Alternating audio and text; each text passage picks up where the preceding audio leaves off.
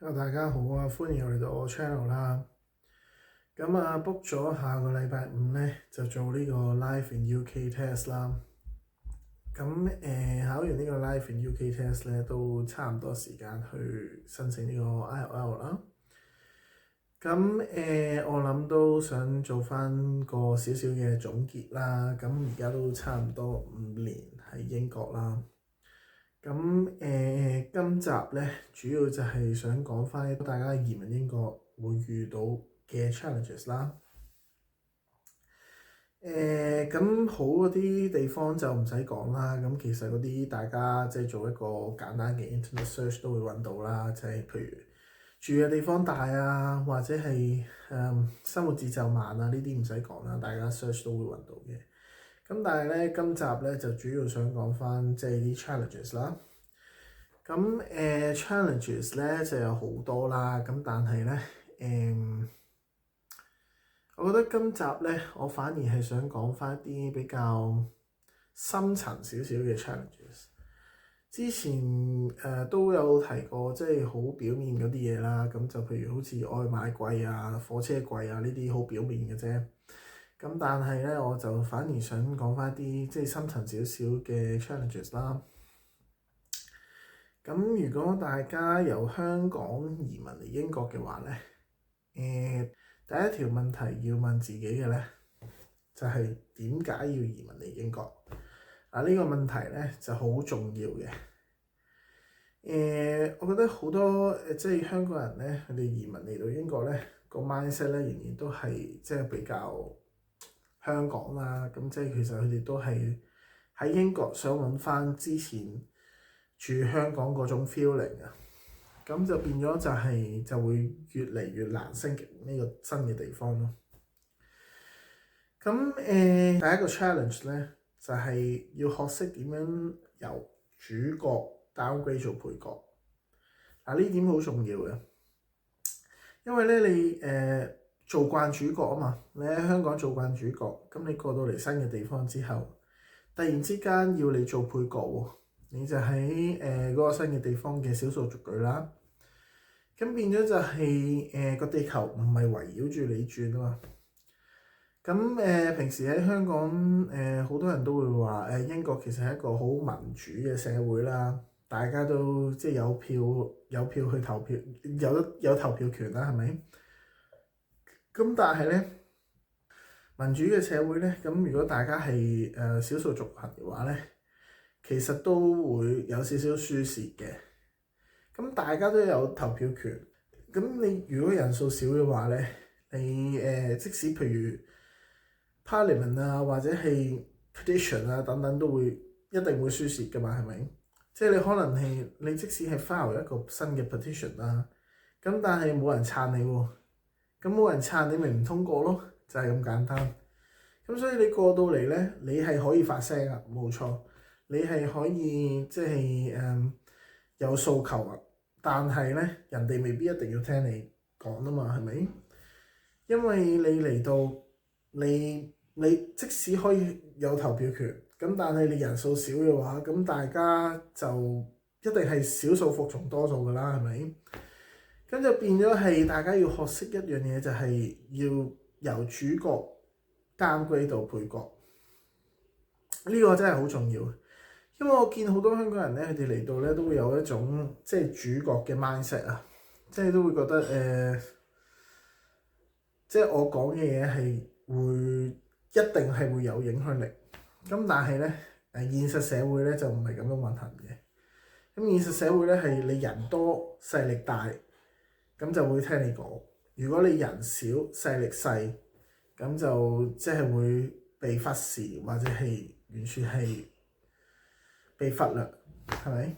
咁所以咧，大家就要有呢個 mindset，就係我嚟到第二個國家，我呢個唔係我鄉下，係咪？呢個唔係我即係地頭，咁我就要學識點樣去入鄉隨俗。咁呢個係第一個 point 啦。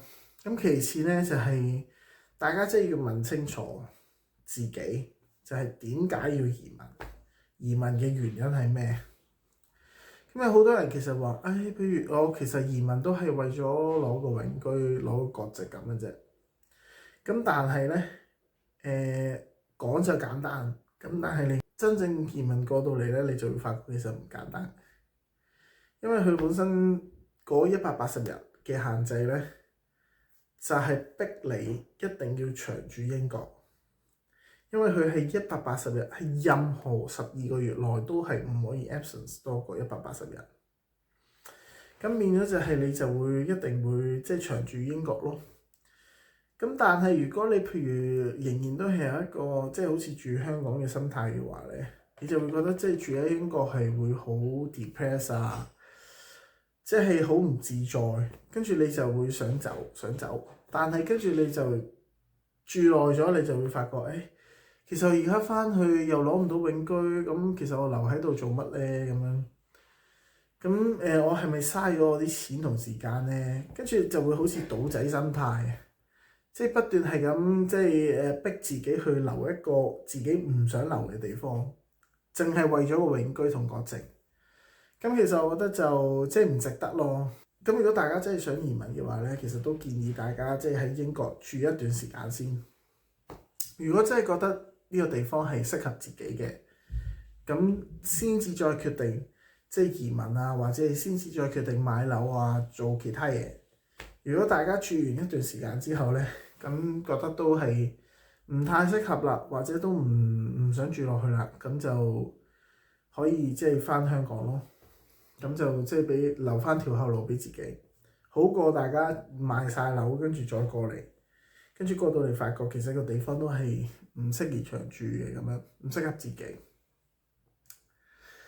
咁跟住都會想講翻即係娛樂少啦。咁娛樂少咧呢個問題都係即係幾大啦，因為其實你過到嚟英國咧，即係對比起香港咧，我覺得係娛樂係真係少咗嘅，呢個係真嘅。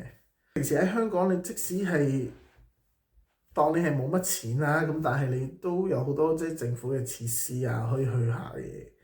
咁譬如好似社區中心啊、體育中心呢啲等等嘅設施咧，都係 available 俾普羅大眾去噶嘛。咁但係英國咧，其實都有 leisure centre 嘅，咁但係就即係比較遠咯，同埋你即係每次去親啊，都會使一大筆錢啊！即係譬如可能你簡單咁樣碌拎，你一個 game 都已經係10磅，咁但係香港係成個粒鐘就係100蚊噶嘛，係咪？咁所以就係樣樣嘢都係好貴咯，同埋係即係娛樂少係真嘅。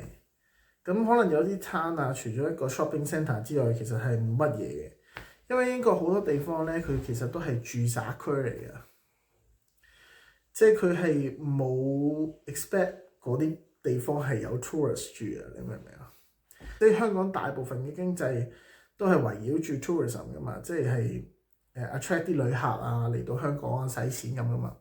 咁但係英國咧，除咗倫敦之外咧，其他嗰啲灘咧，全部都係住宅區啊，係住宅區為主，所以佢哋好多時即係啲地方咧都未必有即係 entertainment 嘅嘢啦。咁所以咧，呢個大家要即係真係要適應。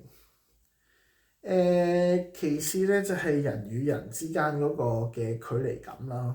咁我 feel 到其實嚟到英國嘅話咧，係個距離感都係幾大。即使好簡單啦，你平時喺香港啊，你一落街嘅話，都會有保安會問你喂，你今日食咗飯未啊？咁樣。咁其實細個你都會覺得煩噶嘛，即係喂。行出行入嚟，每次都問我喂，食咗飯未咁樣。咁但係喺英國咧，如果你唔主動去識人嘅話咧，如果你係即係比較內向少少嘅話咧，基本上係會覺得好寂寞咯。同埋你winter depression 就係唔簡單嘅。冬天啊，又冇太陽嘅話咧，跟住你自己一個韞喺屋企嘅話咧，其實好易係會產生抑鬱症。所以你係嚟到英國嘅話咧，就要即係學識主動去識朋友啊，擴闊自己嘅圈子啊，多啲參加唔同嘅活動啊，呢樣係真係好重要。同埋加上英國咧，佢本身即係窮遊嘅地方就唔多啦，係咪？因為你如果譬如平時香港啊，你想去泰國啊，或者想去日本啊，其實飛幾個鐘頭飛機就到啦嘛。咁咁但係英國附近大部分都係歐洲地方啦，咁所以如果你想窮遊嘅話咧，其實都唔簡單嘅呢個 mission。即使係去到東歐嗰啲地方啊，都可能即係租個 hotel 啊，都要100磅一晚。咁所以咧，其實就娛樂少咧，就係大家要即係一定要即係學識去適應。同埋英國大部分時間咧，即係啲鋪頭啊，都會係即係禮拜日啊，都會閂晒門啊，即係可能去到4點鐘就已經閂晒門啦。咁就即係可能冇香港咁熱鬧咯，即係去佐敦啊，或者係去旺角嗰啲熱鬧氣氛，就喺英國係好難會揾到。所以呢個大家要適應。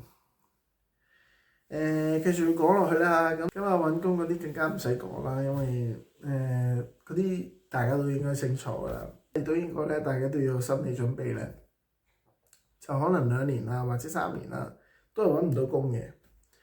咁其實如果大家唔係有啲咩特別嘅 skill set 嘅話咧，即係可能係 IT 特別勁啊，或者係完全係專業人士啊、醫生啊、律師啊嗰啲嘅話咧，基本上英國咧中間嗰陣嘅工咧都係好難揾嘅。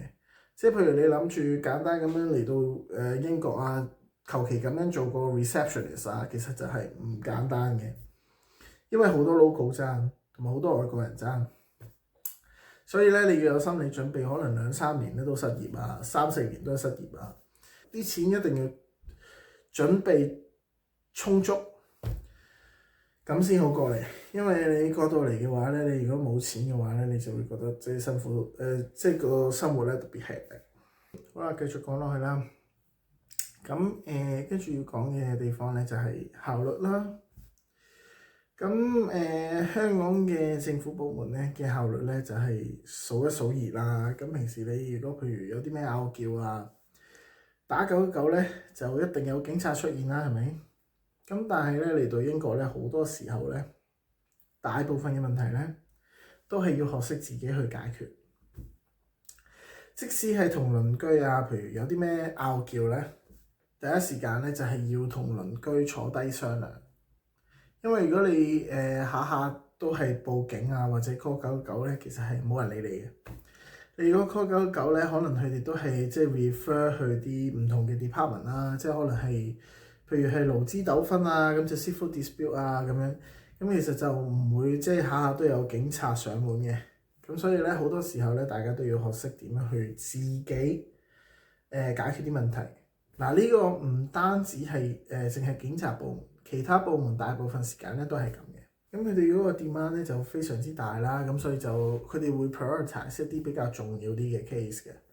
咁如果假設咧大家係即係個 case 警察覺得係唔太重要嘅話咧，基本上佢哋都係會 refer 去其他嘅 department 去解決呢啲問題。咁所以大家好多時間咧都要學識點樣去獨立啦，點樣去即係解決啲問題啦。咁呢個一定要即係要學識啦。咁啊，除咗政府部門之外，其他部門大致上都係差唔多啦。好多時候你打上去咧，都未必係真係有真人去聽你嘅訴求啊，或者係究竟你係想點啦。咁但係好多時佢哋都會有個即係 ticketing system 啦。咁你可能係淨係可以 send email 嘅啫。咁 send 完 email 之後，佢哋得閒嘅時間咧就會覆返嚟噶啦。咁呢個係 post office 啊，或者其他地方咧都係咁樣處理嘅。呢個係英國佢哋嗰個處理嘅手法就係咁嘅。咁所以呢個大家要注意翻。咁係啦，咁今日大致上咧就講到呢度啦。咁下個禮拜5咧，咁就會考呢個 Life in UK test 啦。咁考完之後咧，咁就第一時間會同大家分享翻即係考嗰個過程啦。考邊類型嘅問題啦，咁希望最後真係成功啦，因為我而家都即係落力咁樣去温書啦，日日係咁操嗰啲 mock 啊、past paper 啊，咁所以咧我希望即係都可以 take call 啦。咁下個星期再同大家見面啦。咁多謝大家收睇。咁如果大家中意呢條片嘅話咧，就記得 like、share 同 subscribe。咁我哋下集再見啦，拜。